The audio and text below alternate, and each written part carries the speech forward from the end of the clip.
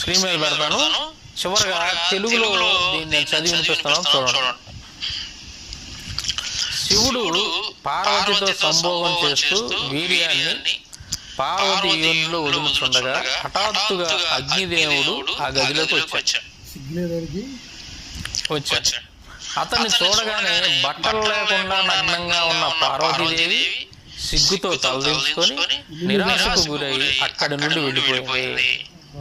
సంభోగ క్రియకు అంతరాయం కలిగించిన అగ్నిని చూసి శివుడు కోపంతో ఇలా అన్నాడు, పాపాత్ముడా, దుర్మార్గుడా, ఓ అగ్ని, నా సంభోగ కార్యానికి అంతరాయం కలిగించావు కనుక నా వీర్యాన్ని నీ నోటిలో వదులుతాను, త్రాగుము అంటూ శివుడు తన వీర్యాన్ని అగ్ని నోటిలో వదిలాడు. అగ్ని శివుడి యొక్క వీర్యాన్ని త్రాగాడు. ఇది సో దీనిని